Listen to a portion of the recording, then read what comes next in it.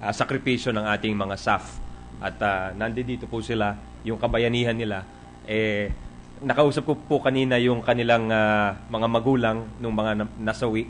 At sabi nila, nagkulang ang gobyerno sa pagkilala sa kanilang sakripisyo. So siguro maganda sigurong gesture kung sa parte ng Senado, kilalanin po natin at alam kong may pinaplanong ibigay po ang ating Senate President, si Majority Leader Cayetano, on the part of the Senate. At last thing, Mr. President, paalala na rin po dahil nabanggit po ni Majority Leader na kulang po yung hazard pay at combat pay ng ating mga kapulisan. Meron po tayong mga panukala dyan, yung Senate Bill 2594 with respect to the PNP at Senate Bill 2648 with respect to the AFP naman po.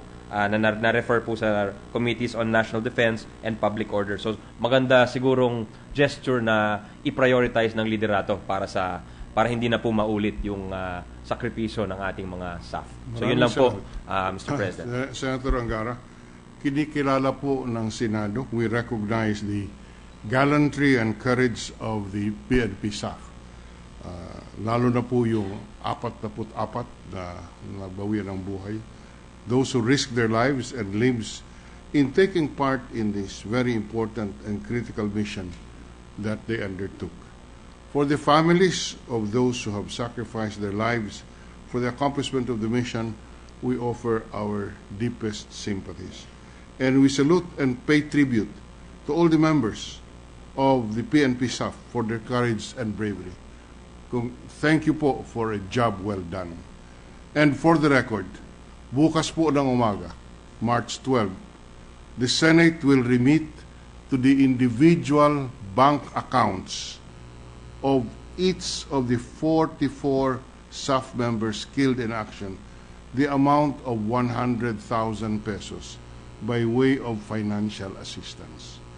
For the 15, ito po ay ipapadala namin ng diretso sa bank accounts ng mga ating nasawing kasama.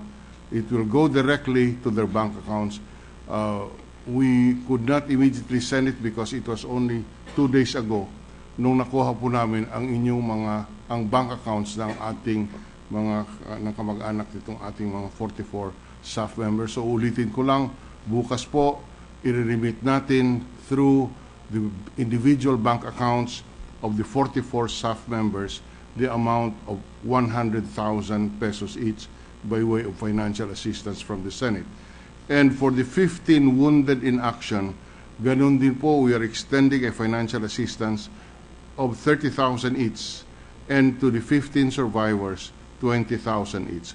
Ang kabuuan po, ang tulong ng Senado ay umaabot ng 5,150,000 piso sa kabuuan dito po sa tulong ng Senado. Yan po ay nanggagaling sa savings ng Senado at ito po ay aming tulong sa ating mga kasamahan. So yan lang po ang ibig nating ipaabot.